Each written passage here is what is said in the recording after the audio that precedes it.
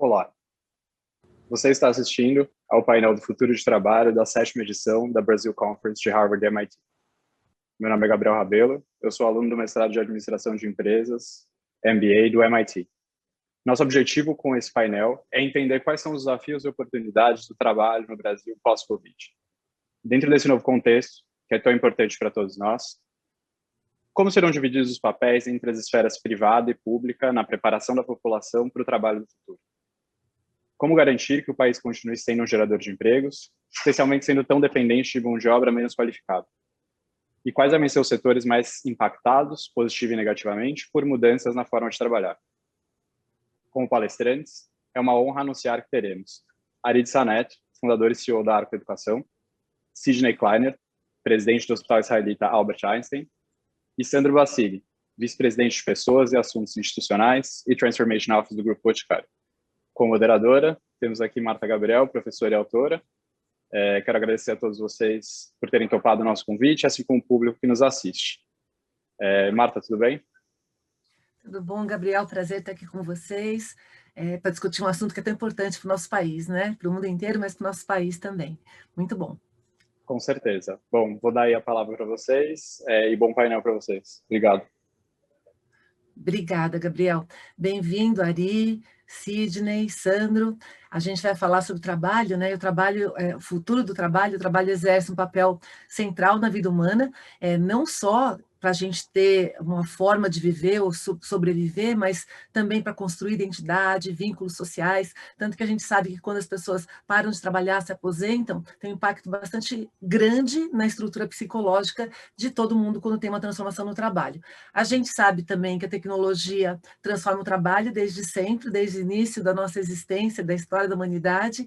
Então, a forma como a gente trabalha, como a gente se relaciona, como a gente cria identidade tem mudado ao longo da história, e que o ser humano e a tecnologia formam um sistema inteligente. Toda vez que muda um, muda o outro, e cada vez que um humano muda, a gente muda a tecnologia também.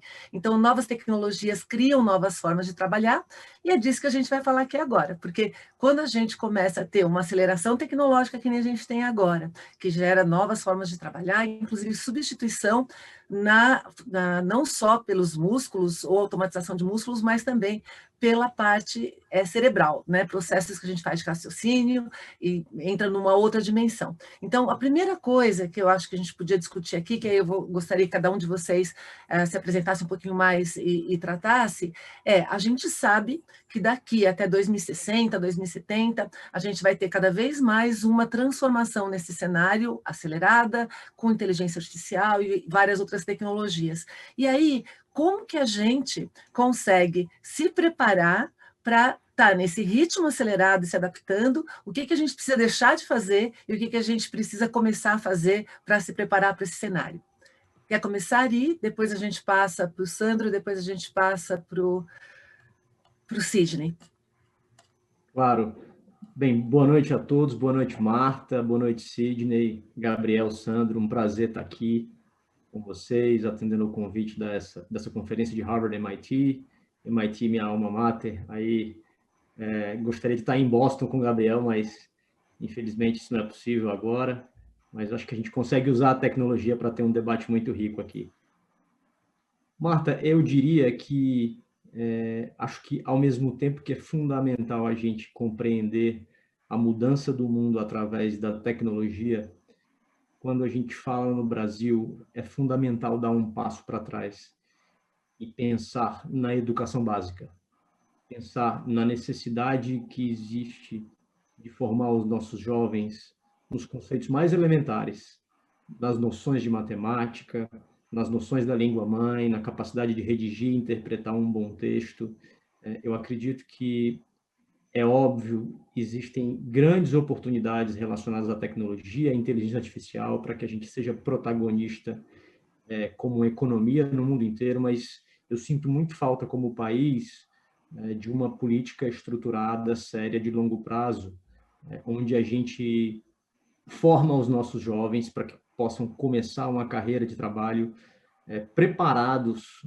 Infelizmente, a gente sabe que nem mesmo as habilidades básicas acadêmicas ou profissionais a gente encontra. Então, minha primeira provocação aqui seria essa, seria um investimento maciço na educação pública, no sentido de levar jovens para as universidades com uma base acadêmica forte, uma vez que a gente precisa de educação para ter uma mão de obra qualificada, para ter uma mão de obra capaz de produzir, de ganhar produtividade. Infelizmente, ao longo dos últimos anos, a gente perdeu produtividade, a quantidade de recursos que a gente usa para produzir os nossos bens é até maior, e acho que nenhum país conseguiu avançar se não fosse com um grande investimento na educação básica, no início, desde a educação infantil até o ensino médio.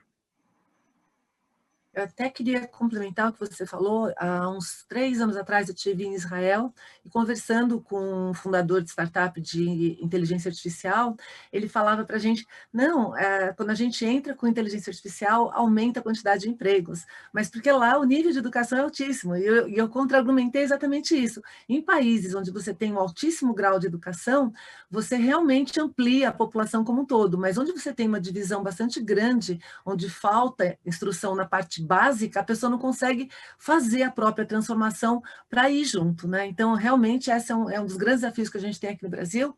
Sandro, vamos ouvir a sua opinião também aqui. O que são essas necessidades que a gente precisa transformar as atividades para o futuro? Claro. Primeiro, boa noite a todos, né? Boa noite, Marta, boa noite, Ari, Sidney, Gabriel e todo mundo que está escutando a gente. Muito feliz de estar aqui, não é a primeira vez que eu estou na Brasil Conference, já tive a oportunidade de estar lá também em Boston com eles no início, e é muito bom ver esses brasileiros fazendo diferença lá fora e conquistando o mundo. Então, parabéns a todos aí que estão fazendo isso.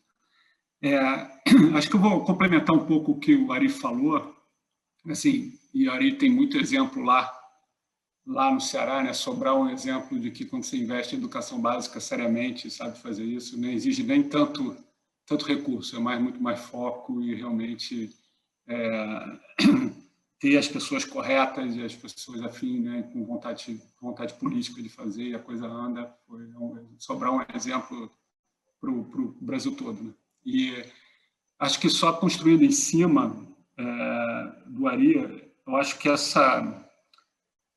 gente tem um risco grande nesse pós-Covid, a retomada junto com a precariedade da mão de obra, né, infelizmente, no Brasil. Então, acho que a retomada vai exigir, como você falou, né, Marta, a aceleração digital veio com a Covid, acho que todo mundo está falando, né, que o que virou tendência, o que era uma tendência acabou virando realidade, a força nas empresas. Só que, ao mesmo tempo, você tem uma precariedade de mão de obra para isso, né? Quando você olha principalmente para a parte técnica de desenvolvedores e afins na tecnologia. E eu acho que isso é um problema, né? Porque essa corrida por talentos de tecnologia, desenvolvedores, etc., vai levar a um gargalo, né? E você tem, apesar de ter melhorado muito, porque, por exemplo, eu estou contratando gente, desenvolvedor, hoje no Ceará, porque o home office veio para ficar e você não vai ter mais esse problema. Então, você tem polos, tanto em Recife quanto em Fortaleza, por exemplo, de tecnologia que você pode usar hoje, acessar, sem necessariamente precisar estar, né, realocando as pessoas. E eu acho que isso vai ser uma tendência, mas a gente tem que se preparar. Eu acho que o Brasil não se preparou para nível técnico, né? Isso quando você vai desde das fábricas para as necessidades que você tem, e provavelmente o Sidney também, em técnicos da área de medicina, né? Da área de saúde. Acho que o Brasil, eu só complementando o que ele falou, eu acho que se a gente agora, para ajudar na saída e na retomada, focar em técnicos, na educação técnica é muito importante, né? A gente está fazendo no grupo lá, para a gente conseguir contratar pessoas, a gente fez um trabalho com uma escola que desenvolve desenvolvedor, né, que desenvolve desenvolvedores de tecnologia, e a gente, de software, e a gente a gente abre uma oportunidade, 8.000 pessoas se inscrevem, você consegue pegar 200 pessoas que você vai treinar e vai levar para dentro de casa. Então, acho que numa perspectiva do papel privado, a gente vai ter que ter o papel de você treinar esses técnicos em casa, né, e tentar buscar isso lá fora, fora de casa, para conseguir suprir as suas necessidades. Então, eu acho que essa parte de cursos técnicos, treinamentos técnicos e o investimento, tanto né, privado como público, mas público vai poder ter escala, que privado nunca vai ter escala do público, eu acho que é essencial para essa retomada, porque vamos precisar. Já precisamos, vamos precisar ainda mais. Precisa de uma contaminação sistêmica, né? De a gente ter profissionais na área de tecnologia, ter essa vocação para o país, para a parte tecnológica. Sidney, você, boa noite, meu querido. Boa noite, Marta, boa noite, Sandro, ali, Gabriel, um prazer estar aqui com vocês. Lembrando que eu, de passagem pronta na mala, o ano passado não pudemos estar em Boston, né? E graças a Deus a gente está falando de tecnologia, e tecnologia permite nos aproximar e aproximar do público que está aqui assistindo, né? Eu acho que a linha que o Ari começou, isso aqui é uma linha muito importante, né? Haja visto que os países também são diferentes em termos de política, em termos de situação econômica, educação, formação. E eu, como profissional de saúde, além de dirigir os Talbertais, eu sou cirurgião do aparelho digestivo e trabalho, atendo, opero. Quer dizer, cada vez que a gente olha a necessidade de investimento, ela passa, obviamente, por educação, até para fomentar na nossa população o desejo de ganhar os skills necessários para profissões que vão ser exigidas cada vez mais no futuro, né? Mas há países, por exemplo, que a produtividade do país, países ainda que estão em desenvolvimento, que obviamente, ela depende muito de habilidade manual, habilidade física, e essa educação é uma educação que beira o informal. E o investimento dos nossos políticos em educação, ele há de se fazer necessário ao mesmo tempo, e a pandemia mostrou com holofotes isso, ao mesmo tempo que há necessidade de um incentivo de uma indústria que dependa desse novo profissional que a gente está falando. Caso contrário, o que a gente vê, e todos nós vimos nos jornais, cada vez mais brasileiros falando de organizações no exterior e dizendo a situação do próprio enfrentamento da pandemia, e estão no exterior não por acaso, mas por talvez falta de incentivo, de estímulo, e por uma necessidade de formação que a gente não tem aqui. Portanto, o que eu entendo, e na saúde a gente tem aí a oportunidade de ter uma atividade que exige a proximidade de um profissional de saúde com seu paciente, uma proximidade que a tecnologia não vai permitir com que esta relação humana, a relação de um profissional de saúde com seu paciente, ela seja substituída, mas ela pode ser agregada sobremaneira na capacidade de você liberar esses profissionais de atividades tediosas, atividades que possam ser substituídas por tecnologia, por algoritmos, e conseguir ter o tempo adequado para fazer o que, de fato, um profissional de saúde deva fazer. E, nesse sentido, o Einstein, a gente tem o privilégio de atuar não só na atividade de saúde, mas na formação humana, na capacitação, na criação de uma faculdade de medicina, e por essa deficiência que foi muito bem apontada aqui pelo Sandro, da formação técnica, nós não temos técnicos, é que o Einstein passou a ter uma escola de ensino médio aliada a uma formação técnica para que essas crianças, praticamente, saiam do ensino médio capazes de serem contratados no mercado de trabalho como técnicos de enfermagem, técnicos de gestão de saúde, de laboratório, de imagem. Quer dizer, há a necessidade realmente de formação de pessoas para que aquela necessidade que a gente vê em países desenvolvidos, da transição, né, do upskilling de trabalho, dos novos skills que o profissional deva ter, a gente também tenha essa oportunidade, caso contrário, que nós não vamos conseguir fazer ter a capacidade de modernizar a nossa economia na medida que o mundo exige essa modernização e a produtividade ela aumente e nos coloque numa trilha de desenvolvimento. Eu estava participando ontem de um evento da BDI, E isso que vocês estão falando, né, do sistema inteiro no Brasil e da necessidade de educação, a pequena empresa no Brasil, a micro e pequena empresa, é responsável por 30% do PIB. E eles estão fazendo um mapeamento da transformação digital da micro e pequena indústria, empresa, negócios de forma geral, e eles têm, um estudo do Sebrae, que os pequenos têm 40% menos de produtividade do que os grandes, e são os que quebram, que não conseguem dar sequência, né, no negócio, e isso acaba sendo ruim para o país como competitividade de maneira geral.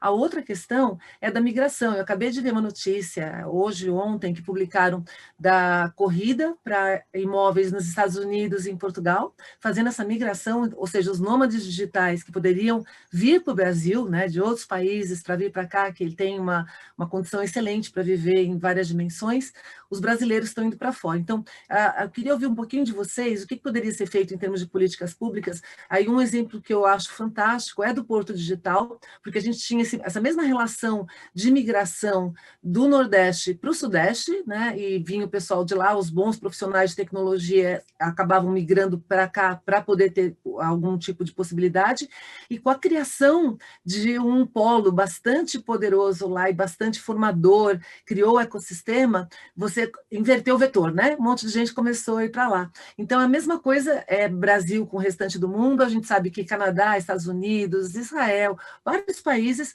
acabam absorvendo os talentos daqui e a gente não faz o movimento contrário. Então, que políticas públicas poderiam ser implementadas para que a gente conseguisse incentivar essa formação de sistema, né? Ou seja, inovação sistêmica, educação sistêmica, incentivos para início de startup, mais incubadoras, como que a gente integra tudo isso, porque inovação isolada não adianta. Então, o que vocês sugerem que possa ser feito, como que a gente garante que isso aconteça, para a gente inverter o valor agora Brasil e o resto do mundo? Eu posso começar aqui.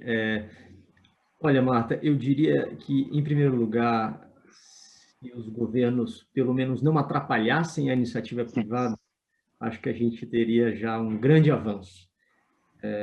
Pelo menos com a simplificação da carga tributária, principalmente para as pequenas empresas que estão começando negócios.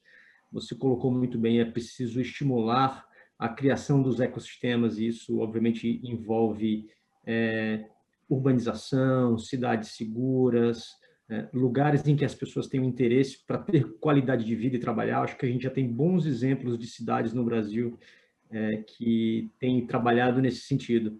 E, inclusive, tão importante é o trabalho da iniciativa privada, que, voltando no ponto do Sandro, que é muito bom, como o poder público não conseguiu formar técnicos no ensino médio ou mesmo no ensino superior, a gente já está vendo hoje no mercado uma disrupção muito interessante. As próprias empresas estão investindo para formar os seus profissionais, através de plataformas de tecnologia, através de startups que conseguem produzir conteúdo de muita qualidade, estão construindo programas personalizados para que o jovem entre dentro da empresa e ainda não tenha toda a preparação suficiente, mas a empresa acaba se encarregando disso. Então, você tem um mercado de upskilling, um mercado de formação técnica que está sendo criado e que está sendo fomentado pela iniciativa privada para poder preencher esse gap da formação do profissional, que é fundamental. Acho que tem muitas ideias que o poder público poderia fazer. Acho que algo muito simples também seria se inspirar em outras experiências de sucesso. Você citou muito bem aí Israel. Não precisa olhar para países tão ricos, mas países que têm um perfil socioeconômico parecido com o nosso. E acho que um pouquinho de boa vontade política e pensar em não atrapalhar já ajudaria muito. Com certeza, Sandro. Sim, eu acho que tem um ponto em cima do que ele está falando muito interessante, né? Que é ter uma visão. Acho que o governo precisa ter uma visão estratégica, né? E estrategicamente é um risco, porque o que está acontecendo? As pessoas não estão precisando nem ir, Marta. As empresas, tem empresas muito fora, por exemplo, para profissional de tecnologia, que estão pagando aqui, provavelmente em dólar, mais 25%, 30% do que pagaria lá no seu país, para ter um profissional que vai trabalhar daqui, que não vai trabalhar de lá, e que vai ganhar aqui. E aí isso diminui a competitividade das empresas daqui, que vão ter que pagar mais porque ele está pagando em dólar. Então, você acaba que você desincentiva as empresas, você pode acabar desincentivando as empresas brasileiras nesse sentido, entendeu? Então, a visão de você ter uma política que ajude, né, de alguma maneira, porque foi o que ele falou, a gente vai, como empresa privada, a gente vai se virar, a gente vai arrumar um jeito de treinar, de fazer o upskilling, de fazer o reskilling de quem está aqui, quer dizer, isso as empresas vão se virar. Agora, fica mais caro para a empresa que está aqui, menos competitivo para a empresa que está aqui, e ainda vai ter que competir com empresas que vão vir de fora e que vão ter uma mão de obra aqui que é escassa para dentro, mas que é muito barata para fora. Então, é meio que o pior dos mundos. Então, acho que se a gente não olhar isso de uma forma estratégica, de desenvolvimento humano, para poder ter o desenvolvimento econômico, e não é de nenhuma maneira assim, as empresas, de novo, foi o que ele falou, as empresas vão se virar e vão fazer o que precisam, mas se não tiver essa lupa, é um risco grande aqui no Brasil também, entendeu? Então, acho que essa visão estratégica e não olhar a coisa de uma maneira... Porque a gente, durante muito tempo, o Brasil, isso não é só no Brasil, até nos Estados Unidos também, por exemplo, eu trabalhei lá 6 anos e carece de profissional técnico. E há um desincentivo para o profissional técnico, né? E a gente aqui incentivou muito tempo as pessoas a pegarem a universidade de qualquer maneira, né? Aí teve ProUni, vários incentivos para curso superior e nenhum incentivo para curso técnico. E você tem países que são os exemplos. A própria Alemanha é um exemplo em que os bons técnicos na Alemanha ganham tão bem ou melhor do que pessoas com curso superior. Então, acho que tem um caminho de olhar isso de uma maneira muito mais estratégica e ter um plano estratégico para atuar nesse sentido. Sabe? Sandro, eu sou engenheira civil, né? E eu falo que a gente sabe na engenharia que o bom concreto é aquele que tem pedra grande, pedra média, tem areia, tem cimento, tem água. Ou seja, não dá para você ter só pedra grande com o pessoal que fez curso superior e aí você só tem o cimentinho ali, não vai segurar. Então, é isso que você fala de uma visão sistêmica estratégica, é fundamental, né? E é uma das coisas que me dá mais desespero, como professora de cursos de tecnologia, mexo com tecnologia minha vida inteira e eu falo, meu Deus, a gente tem que acordar há anos, né? Que a gente tem que acordar e tem que colocar isso na agenda e tem que incentivar em todas as dimensões. Inclusive, aqui no Brasil, eu sou embaixadora da Geek Girls Latin America, que é uma entidade de fomento de educação e tecnologia para garotas, porque uma outra dimensão nesse concreto não é só ter mais mulheres, a diversidade de uma maneira geral, para todos os tipos de diversidade, né? Então, Sidney, você... Então, eu escutando vocês dois falarem, eu concordo, obviamente. O brasileiro ele é muito criativo, né? Já visto as iniciativas que a gente vê aqui. E essa criatividade, o investimento para que ela floresça aqui não tem vindo do setor público, de fato. Eu dirijo uma instituição privada que tem interação em muitas interfaces com o setor público, esfera municipal, esfera estadual, e esfera federal, mas o maior, por exemplo, o maior estudo de Big Data acerca da saúde perinatal da população de Minas Gerais e da Bahia tem sido feito pelo Einstein em parceria com o Ministério da Saúde, pela incapacidade do Ministério da Saúde de formar cientistas de dados, de formar uma estratégia para isso. Se não fosse assim, talvez a nossa incubadora de startups foi a primeira incubadora em saúde, quer dizer, eu acho inadmissível a nossa incubadora ter 3 anos e meio e ter sido a primeira em saúde. Saúde talvez seja um dos setores da economia que mais exige inovação, tecnologia, emprega hoje 5 milhões de pessoas pelo país, nós tivemos a oportunidade de ver essa criatividade toda. A pandemia começou no passado.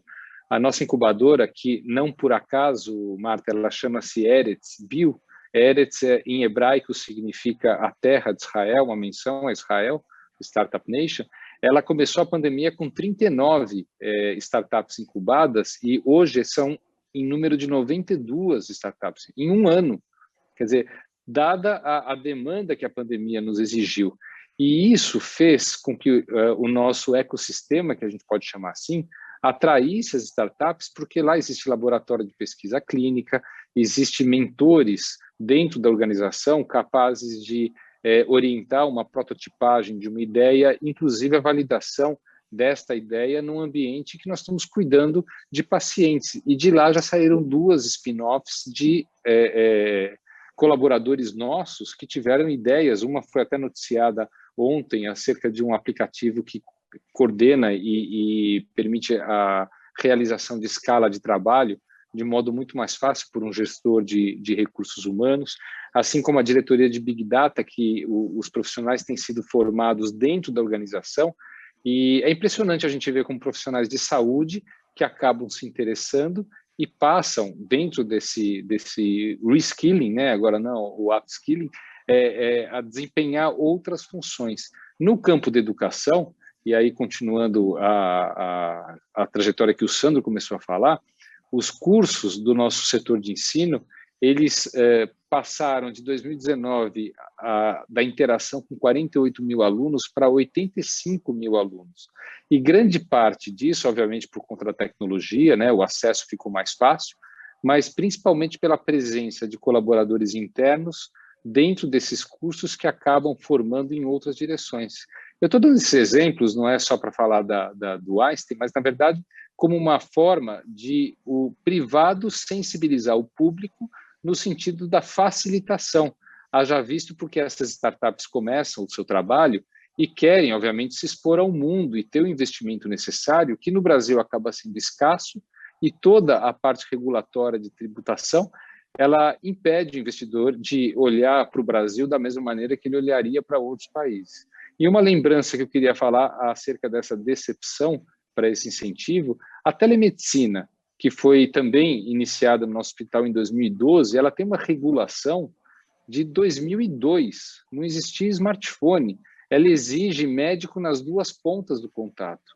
Não fosse a pandemia, que através de um decreto permitiu a utilização da telemedicina, ainda hoje a gente estaria impedido de desempenhar um atendimento remoto que, conforme também uma notícia na semana passada, beneficiou a população, evitando 4,5 milhões de consultas presenciais no SUS. Quer dizer, não fosse esse incentivo, a gente estaria ainda... E eu temo que quando acabe a pandemia, a gente volte para a regulação de 2002, onde exige-se médico nas 2 pontas, onde é impossível você chegar a uma situação numa cidade mais remota, onde não existem médicos especialistas. Quer dizer, o que precisa, de fato, é um envolvimento maior da esfera pública para que... E aí eu gostei do Ari quando mencionou que pelo menos não atrapalhe. Inclusive, isso que você menciona da telemedicina também acontece na educação. A gente também já sabia que era possível e necessário, que nem eu dou aula para pós-graduação. Muitas vezes meus alunos são executivos, estavam em Nova York, queriam assistir uma aula remota, não valia presença. Aí vem a pandemia e ela obriga a fazer aquilo que a gente já deveria ter feito antes, né? Ou seja, que já deveria estar em caminho. Tem situações que são adequadas para o presencial, tem situações que são adequadas para o cenário online. E o Brasil tem dimensões continentais. Então, se a gente não abraçar o digital que une o país todo, né, que forma essa capilaridade mais rápida, a gente está deixando de ter a produtividade que a gente falou. A outra coisa que é interessante é essa colaboração de público e privado, né? Só que, assim, que nem o Sandro falou, o Ari falou, as empresas dão um jeito, né? Eu sou empresa também, a gente dá um jeito, a gente vai atrás, o empresário tem essa resiliência, essa coisa de empreender. Aí a pergunta que eu faço em termos de Brasil é: e como é que a gente resgata quem não é de empresa? Como é que a gente resgata a população que não está conseguindo se transformar de uma maneira rápida? Porque na empresa a gente dá um jeito, inclusive a gente capacita, as universidades corporativas, elas preenchem uma lacuna enorme, e a parte de microlearning, de você continuamente estar desenvolvendo, assim, ela vai resolver. Como que a gente resolve para os que estão para trás, que não conseguem... Há uns anos atrás eu tive num evento do MIT, no Vale Silício, no Vale Silício, que chama MTech Digital, e a discussão era como é que a gente faz nos Estados Unidos quando uma pessoa perde o emprego para um robô no meio do país, e aí a nova oportunidade surge numa das costas, e o cara que está sem emprego, ele não tem nem grana, não tem situação para mudar. No Brasil, a gente está na mesma né, onda, como que a gente resgata essas pessoas na velocidade que a gente está? Então, isso acho que é uma questão legal para a gente discutir aqui também, porque acho que vai além das empresas, né? Se não tiver esse casamento público-privado, o que vocês imaginam que a gente possa fazer como país para resgatar? A gente pode até trazer uma discussão aqui, que também é válida para o mundo inteiro, que é a renda universal básica, e tem um monte de prós e contras, a gente pode discutir isso também. Várias iniciativas estão surgindo, e aí eu queria ouvir a opinião de vocês. Bom, eu posso tentar. Não é fácil, mas eu acho que tem uma coisa, Marta, que é muito rápido o retorno desse investimento, sabe? Assim, a gente tem... Assim, o retorno de educação ele pode ser longo, porque você começa desde o início e vai até o final do ciclo. Mas, se você pensar em skilling, não é tanto assim, entendeu? Então, você tem como... É muito mais rápido o retorno e você tem como afetar isso hoje com tecnologia de uma maneira muito mais abrangente, sabe? Em termos de educação, né, para essas pessoas. Não de educação, mas de upskilling ou reskilling dessas pessoas. Então, pensando nisso, por exemplo, por que eu estou falando isso? Teve uma iniciativa que a gente fez, que chama Empreendedores da Beleza, que é para ajudar as mulheres a empreenderem na beleza, que teve 11 mil mulheres e 50% delas viram uma melhora no seu desempenho, medido. Entendeu? Elas começaram a faturar mais e etc. E essas mulheres, na média, foi 50%, entendeu? De melhora. Teve umas que não tiveram e outras que tiveram. Mas, na média, teve 50% de melhora de alavancagem no resultado. Então, vem muito rápido, porque são dicas, são maneiras de você trabalhar, é realmente skills que você adquire e que você consegue. O que eu acho é que, assim, é legal que a gente está aqui discutindo isso, e se vocês tiveram oportunidade, a The Economist dessa semana passou, era sobre o futuro do trabalho, né? E também tem lá uma edição especial, uma parte especial sobre o futuro do trabalho. E lá tem uma coisa bem bacana, que ele falou, a tecnologia muda emprego, mas não acaba com o emprego, porque senão já está assim. Essa mesma agonia aconteceu na Revolução Industrial, a mesma agonia aconteceu... O pessoal sempre falou que vai acabar o emprego nunca acaba, porque, na realidade, a tecnologia ela muda o emprego, mas ela não termina com o emprego. Então, acho que de novo, vou ser chato, porque eu acho que a cabeça de quem trabalha em empresa privada, né, tem que ter um planejamento estratégico olhando para frente, entendeu? E eu tive a oportunidade muito boa de visitar Singapura no ano passado e, cara, é um exemplo de como um planejamento sobre educação pode mudar um país realmente, entendeu? E foi isso que eles fizeram. Tudo é pensado, planejado. Obviamente tem um investimento público, mas tem um pensamento atrás, estratégico que consegue entregar isso. Desde o sentido de não vou mais cobrar nota dos alunos, porque eu preciso ter alunos... Eu já tenho um nível de ciências exatas muito bom. Eu preciso... E o mundo vai para um mundo muito mais criativo e menos de ciências exatas. Então, como é que eu estimulo a criatividade? Então, fazendo isso dentro da escola... Tem um pensamento para você poder estar atuando nos problemas e nas oportunidades que essa nova, né, que esse novo mundo, essas mudanças que a gente está vendo estão acontecendo. Então, acho que falta isso, sabe? E desculpe ficar batendo nisso, mas que sem isso não vai acontecer, entendeu? E eu não vejo isso no mundo. Não, você tem toda a razão. Inclusive, quando a gente fala de Singapura e outros países como os escandinavos, e a gente vê outros países que começaram a investir em capital humano, eles têm uma transformação gigante, porque não adianta ter tecnologia se não tem talento, né? Por isso que a gente tem essa correria por detrás do talento. Ari, quer complementar? Sidney, querem complementar? Eu queria complementar, eu vou, obviamente, aonde a gente atua, usar a saúde, né? Você falou muito daquele profissional que perde seu emprego e não tem como ir para a costa, né? Aqui a gente não tem condições mínimas em alguns estados de você atrair médicos, porque ele não vai ter condição de levar sua família, não vai ter o ensino, a educação adequada para os seus filhos. E esse planejamento estratégico que o Sandro também colocou, ele é em todos os aspectos, em infraestrutura, em capacidade tecnológica para que, por exemplo, nós estamos usando um recurso aqui, um recurso de banda larga para poder ter um evento como esse. Quer dizer, se você não tem uma banda larga que chegue, e no Brasil, até que 80% dos municípios têm algum acesso de banda para a internet, nem que seja banda 4G ou 3G, mas nós não temos um planejamento para que isso atinja a população e que isso atraia a população como um todo. E a gente esbarra também, e na saúde é muito mais, em preconceito, né? Preconceito da própria profissão. Quando a gente falou de telemedicina, a regulação ela só não saiu há 3 anos atrás porque os médicos não deixaram. Os médicos viram aquilo que foi comentado aqui, que seria algo que vai ocupar o espaço. Historicamente, como o Ari bem citou, isso aí aconteceu em outras revoluções, quer dizer, esse medo todo, mas você sabe quando que no Einstein esse preconceito caiu, Marta? Quando, no momento do ano passado, quando todas as consultas eletivas e os procedimentos eletivos foram suspensos, para que a gente tivesse os leitos dedicados à Covid, os médicos ficaram sem trabalhar.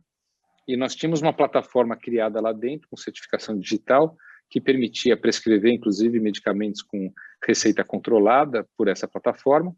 E aí nós passamos a disponibilizar essa plataforma, primeiro para o SUS, para que 30 mil profissionais do SUS atendessem os seus pacientes de unidades básicas através dessa plataforma criada no Einstein, e os médicos do nosso corpo clínico também tiveram a plataforma disponibilizada e passaram a atender seus pacientes na única forma que permitia os pacientes serem atendidos, controle de doenças crônicas, retornos para resultado de exame, e aí viram que o preconceito era totalmente equivocado, porque eles passaram a ter um instrumento a mais de contato com os seus pacientes de uma forma tão humanizada ou até mais, porque a disponibilidade substitui esse afastamento. Quem quer ficar 1 hora numa sala de espera aguardando a consulta, ou num horário marcado, ele resolveu os seus problemas de saúde, o médico atuando até como um mentor da saúde. Então, essa questão que você colocou exige, e eu acho que foi muito pertinente, o Sandro colocou, um planejamento estratégico, num país que cada vez que um ministro troca, e a média de troca de ministro não passa de 2 anos, nenhuma estratégia é seguida porque outra estratégia vai entrar, e dessa forma perde-se aquilo que foi dado um exemplo no início desse debate do Ceará, aquilo que tem sido feito no Ceará, e mais, distribuindo profissionais pelo Brasil inteiro. A gente vê faculdades aqui como o ITA, está cheio de alunos cearenses, alguns deles já participaram de projetos conosco e inclusive ganharam prêmios de inteligência artificial na interpretação de ressonâncias magnéticas, por exemplo, de que o sistema, o algoritmo permite o diagnóstico de câncer de próstata. Então, a gente vê quando uma estratégia é bem realizada, a gente consegue fazer. Eu só não sei se o retorno é tão rápido, porque aqueles países que foram dados como exemplo, a Coreia do Sul é um outro exemplo também, são países que investiram pesado para colher 1, 2, até 3 décadas depois desse resultado. Ari, quer complementar? Claro, perfeito. Não poderia concordar mais com o Sidney e com o Sandro, trazendo até o seu ponto, Marta. Eventualmente, a gente deveria pensar num programa de renda universal básica, mas certamente com a contrapartida da educação.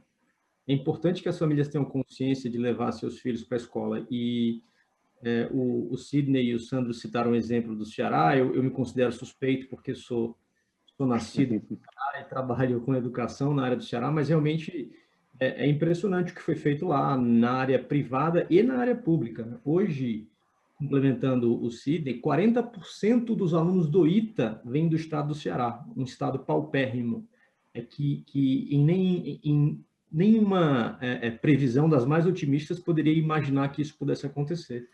No caso de Sobral, 40 das melhores escolas brasileiras públicas também estão no Ceará. O que foi feito lá? Um programa muito simples. A distribuição do ICMS entre os municípios, ela está condicionada ao desempenho das redes municipais. Então, os prefeitos estão incentivados a terem uma educação de qualidade, porque dessa forma eles vão receber mais recursos para poder fazer os seus projetos.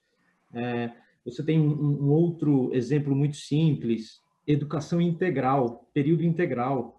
Você imagina essas crianças fora da escola, o risco que a gente corre de que percam o caminho. Então, você trazer essas crianças para o dia inteiro, elas vão fazer esporte, elas vão fazer reforço escolar.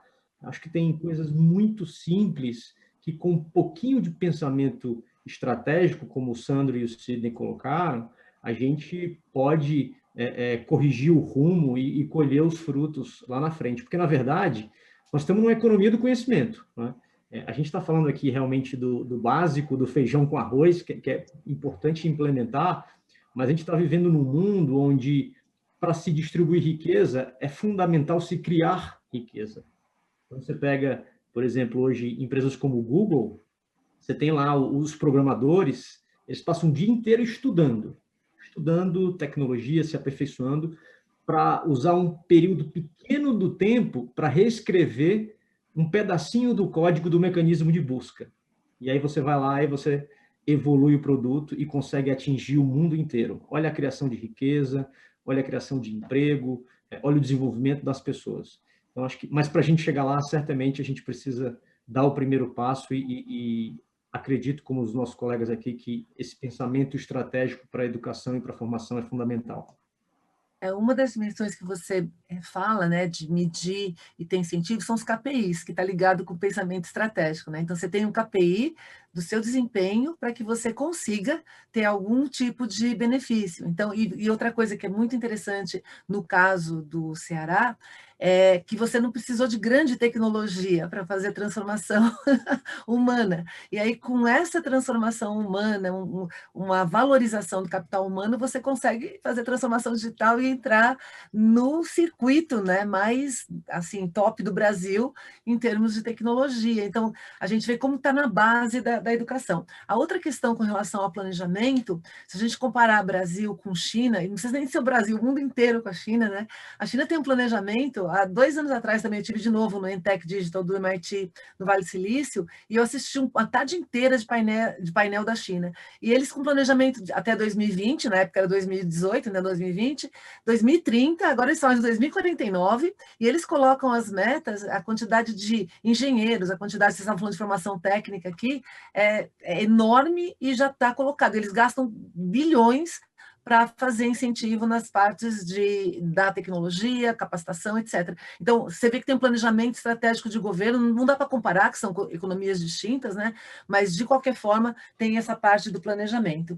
A outra coisa que é interessante a gente comentar aqui, que é muito mais fácil a gente prever o que vai ser substituído, são atividades que são substituídas, não são profissões inteiras. Então, se não me engano, foi o Sidney que comentou, não foi o Sidney, foi o Sandro, que comentou que são, né, nunca é o trabalho todo, são atividades que são substituídas, mas é muito difícil prever as novas, é muito fácil ver quais que vão ser substituídas. Então, se a gente pensar, por exemplo, quando teve agricultura no mundo, a hora que todo mundo, que a gente começa a ficar sedentário, poucas pessoas conseguem plantar, produzir para várias comer, uma parte da população ficou sem fazer nada. Então, se você pensar nisso, as pessoas que ficaram sem fazer nada, elas tiveram tempo para inovar, e aí que a gente viu a grande transformação das sociedades agrícolas com aço, cavalo e outras coisas, elas não ficaram sem fazer nada. Então, uma questão que a gente pode fazer aqui é o que acontece se a gente vai para esse caminho que a gente tem menos trabalho, e o trabalho a gente falou no começo que significa vida, como que a gente consegue e ao longo do tempo, agregando esse valor, se a gente não consegue imaginar quais são as novas profissões. A gente já sabe hoje que tem várias que não existiam antes. Como que a gente consegue se adequar para isso, né? Como que a gente consegue estar nessa roda?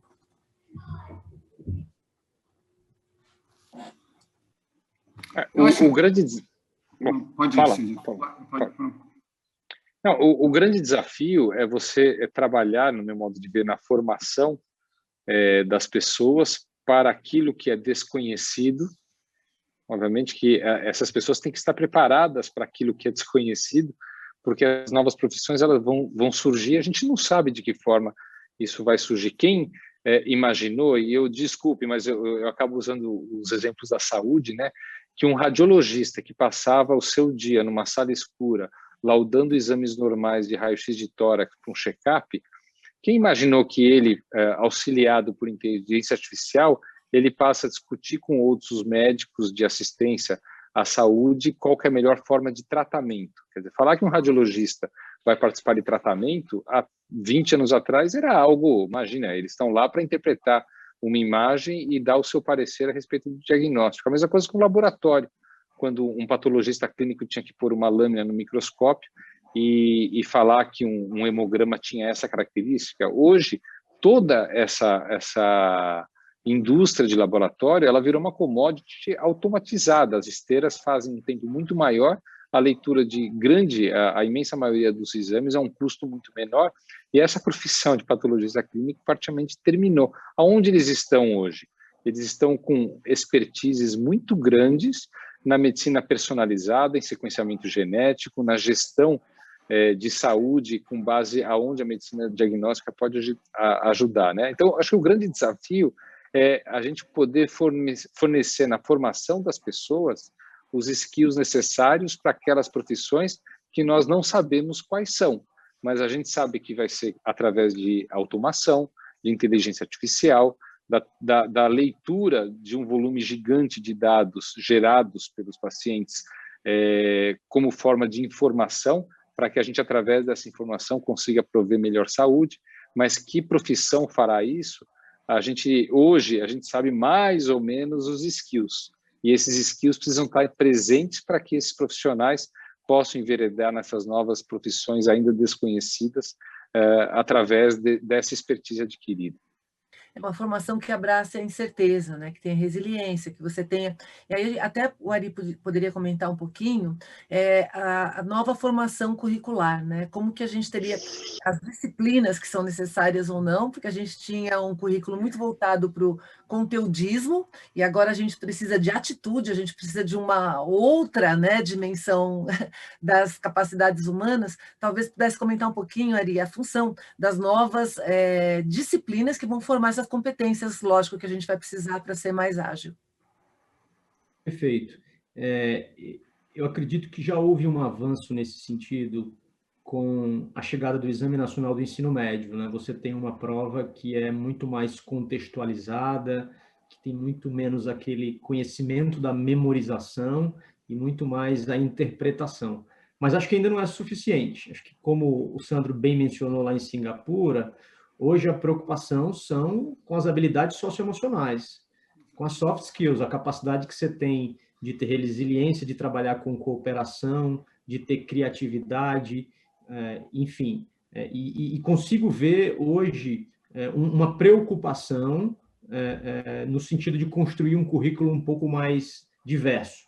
Além desse peso maior das habilidades socioemocionais, a gente vê também um pouco mais de especialização a partir do ensino médio, o que são os itinerários formativos. Então, aquela quantidade de conteúdo imensa de todas as disciplinas, você reduz bastante isso, concentra na língua portuguesa e na matemática, e o jovem passa a escolher trilhas específicas com as quais ele se identifica, seja um empreendedorismo, seja alguma coisa na área da saúde, na área das exatas. Então, acho que é fundamental realmente a gente ter uma visão de transformar o currículo, porque a gente não pode ter, para um país que a gente quer apostar no crescimento, investindo no futuro de trabalho, você apenas distribuir conhecimento em excesso que não vai ser útil no futuro da formação dele. Então, é fundamental esse enxugamento e esse foco no currículo, nas habilidades que são necessárias para o mercado de trabalho.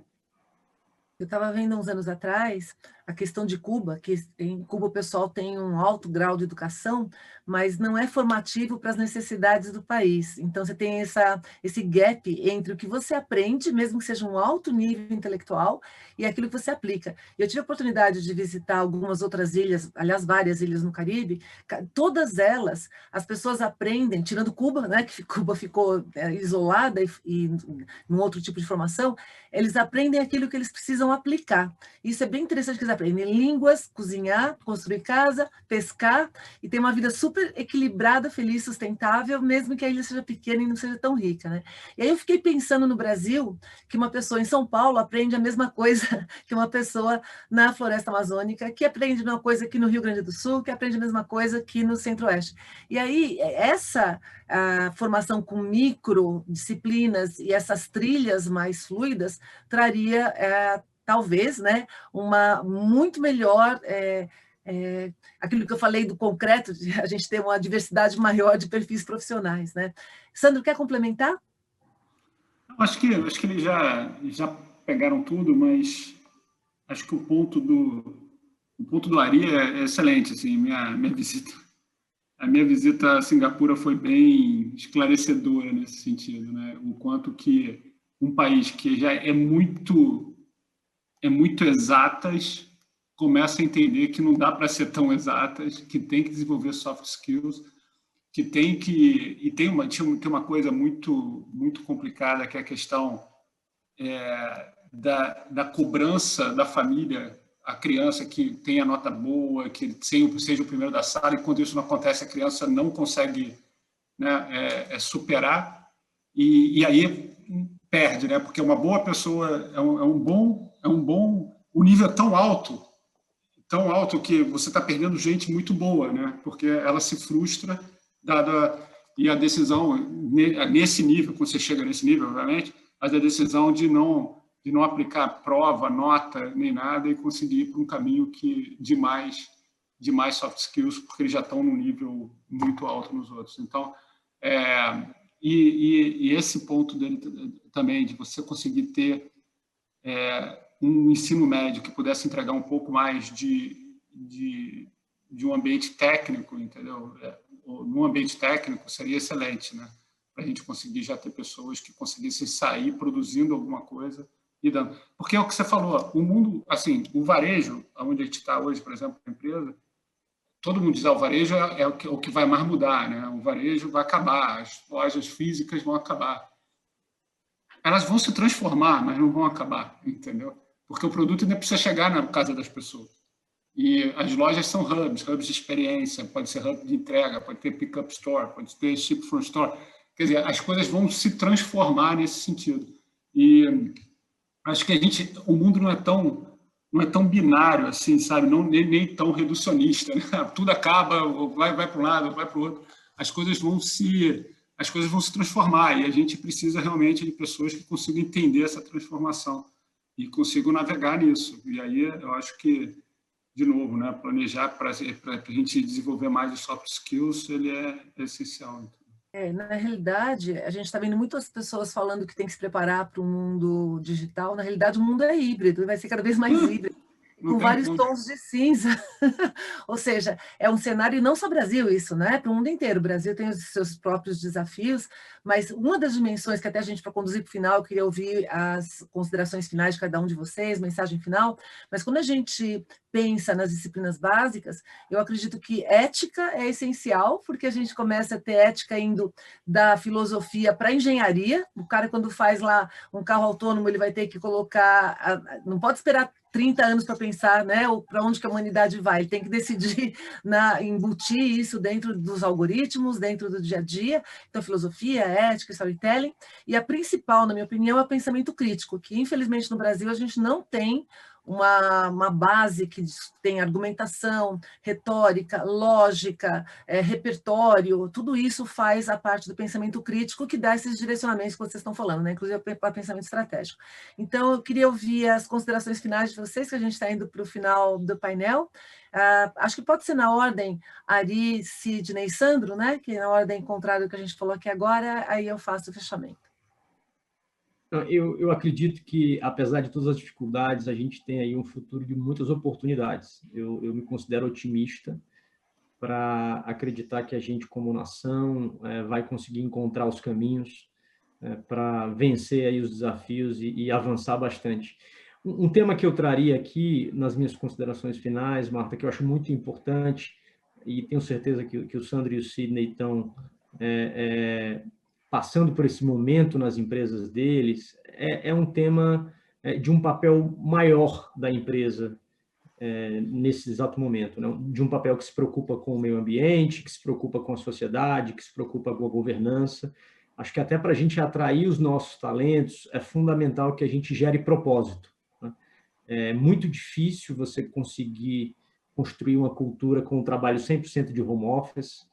Você precisa encontrar formas de engajar os nossos colaboradores e acho que uma das formas, certamente, é engajar os colaboradores em iniciativas sociais.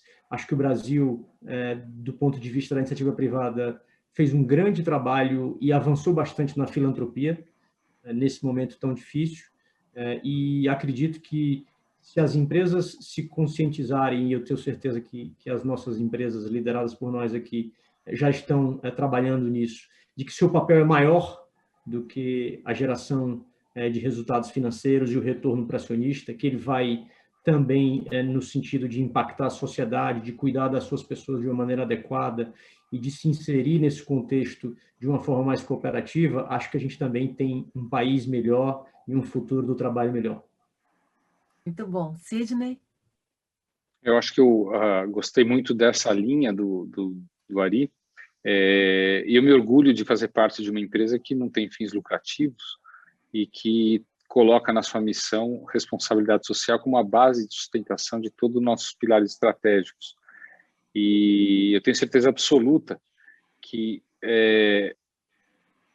parte daquilo que fez com que a gente chegasse a essa situação tem a ver com propósito mesmo, tem a ver com missão, e isso, até para acrescentar e não ser redundante, isso vai desde a seleção dos colaboradores que se alinham com propósitos e valores para aquela cultura organizacional e que é fundamental, a cultura do altruísmo, ainda mais numa empresa de saúde, do altruísmo, da relação, da entrega, da experiência que ele recebe de um paciente, ao mesmo tempo que ele fornece ao paciente. Isso é cultura. E a seleção destes profissionais, e que vai exigir essa formação de soft skills que foi conversado aqui, ela vem desde a formação, desde da admissão. E um exemplo que eu deixo aqui é a própria formação médica, né? A formação médica, durante 100 anos, ela está baseada num relatório de 100 anos atrás, de um tradicionalismo que já não entrega aquele profissional que é o mais inteligente, que responde todas as questões de um teste de vestibular, não entrega aqueles profissionais que vão fazer, de fato, as mudanças necessárias para que a população tenha mais saúde. E isso tem sido contemplado cada vez mais em modelos pedagógicos, conforme você falou, Marta, que inclui trilhas de ética, de bioética, discussões acerca de argumentação, capacidade de liderança, trabalho em equipe. Então, eu acho que é um dever das nossas organizações. Eu tenho certeza que todos vocês aqui praticam isso no dia a dia. Conheço melhor, talvez, o Boticário pelas relações que a gente tem aí com os líderes de vocês, mas eu tenho certeza absoluta que isso tem sido praticado, porque aí você tem profissionais mais motivados, engajados, e só volta feliz para casa aquele profissional que conseguiu, durante o seu dia de trabalho, exercer o seu propósito. Muito bom. Sandro?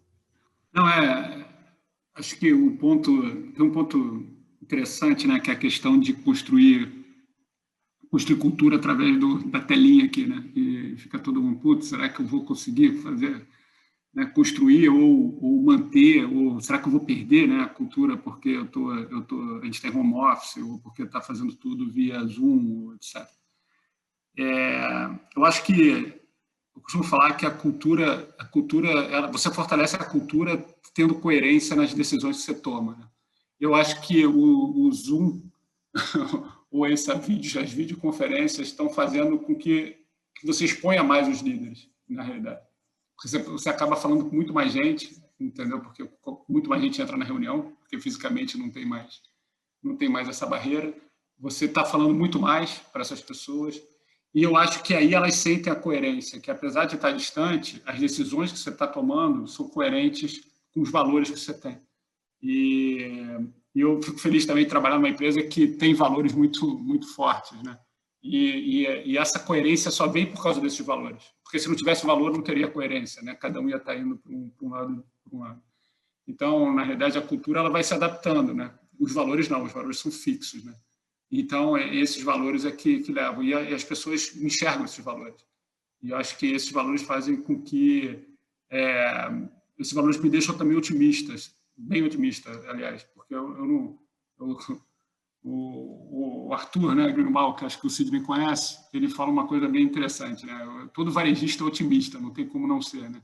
Então, assim, eu acho que a gente não tem outra saída, né? A saída é ser otimista, trabalhar, ter valores fortes e conseguir atrair as pessoas pelo que você faz.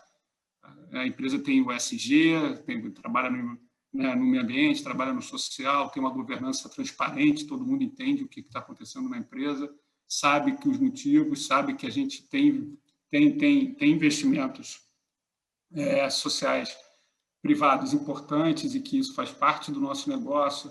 E aí você atrai pessoas, você consegue formar pessoas melhores, as pessoas que ficam, é maravilhoso para a companhia, mas também você forma pessoas para outros negócios, né? Então, eu sou otimista, eu acho que a gente vai sair dessa melhor, né? Se o negócio era o futuro do trabalho pós-Covid, eu acho que a gente vai aprender muito e lá na frente isso vai retornar. Muito bom. Então, valores, propósito, e lembrando que propósito não é mudar o mundo, mas é mudar o seu redor com aquilo que você tem de melhor, né? E eu vou encerrar como também otimista, como futurista a gente tem que ser otimista. O futurista é um pesquisador que a gente fala que a gente não pensa no futuro, a gente cria o futuro. Infelizmente, a gente tem nas escolas só a disciplina do passado, que é a história, que é muito importante também, mas a gente tem só história. A gente deveria ter disciplinas também para a gente começar a estudar futuros e criar os futuros. Por isso que a gente é otimista, porque eu acredito que vamos escolher os melhores futuros para o Brasil, né? E se Deus permitir, se a gente também permitir para a humanidade. Então, obrigada, Ari, obrigada, Sandro, obrigada, Sidney, Gabriel, foi um prazer estar aqui com vocês, e boa noite a todos, e continuem aí, que a conferência está rolando, e vai ter mais um painel super bacana daqui a pouco. Então, boa noite, pessoal, obrigada pela participação. Obrigado.